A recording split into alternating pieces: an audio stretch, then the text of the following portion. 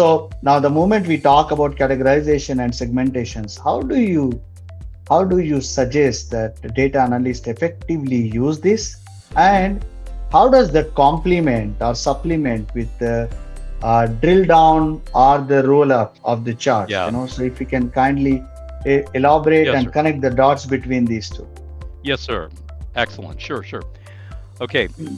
Um, Again, that harkens back to that flexibility we were talking about, right?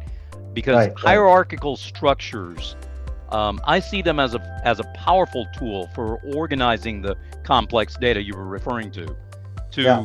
to further simplify your data visualization process. And I think that's an important thing to do. Consider categorizing, consider segmenting your data, as Dr. Imad suggested.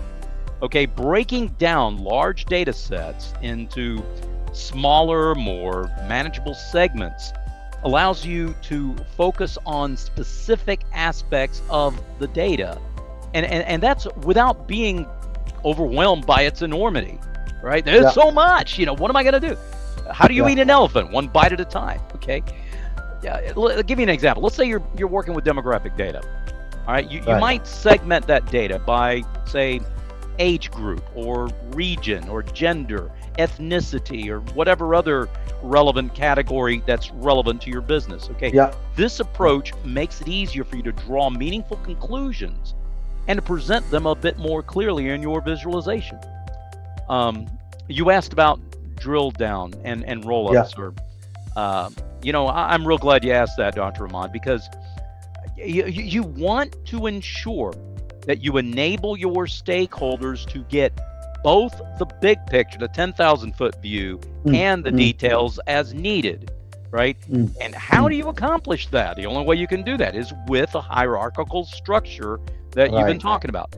For instance, a hierarchical structure might involve, let's say, 3 levels, right? You got your high level categories, then you got subcategories under that, and then the specific data points at the very end.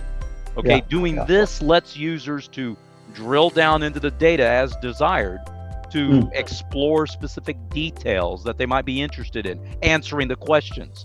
Or on the other hand, rolling up to a higher level to zoom out and see the big picture. Either way, I say 3 levels is ideal. Now, of course, not all data points are created equal, as we say, and some are going to have more significant impact on your audience than others. That's a given. So you need to be able to prioritize the data that is going to resonate the most with your audience, harkening back to that empathy we were talking about earlier, or something that supports the message of your visualization and the objectives thereof. For instance, you're creating a visualization to highlight, say, areas of business growth, for instance. Okay, well then focus on those metrics that clearly demonstrate this growth, the KPIs, rather than getting bogged down with details that don't matter, ones that don't have as much of an impact. See, prioritizing data that makes the strongest case, that will enable you to enhance the total effectiveness of your visualization. Okay, sometimes you come across data sets that are more complex than others, right? And in those cases, hierarchical structures can be absolutely invaluable for this prioritization we've been talking about.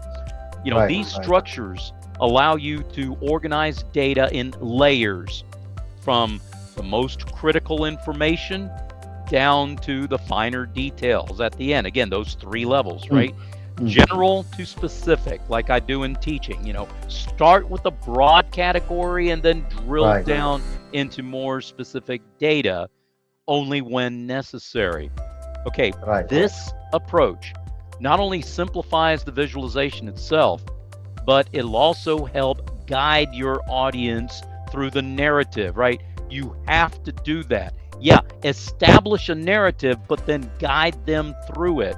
It allows them to grasp the main points before diving into more detail. You need to direct that. You need to generate those questions, but direct it. Hey, arouse their interest and keep their interest. I learned that as an Mm, educator, and right. I've not forgotten it since.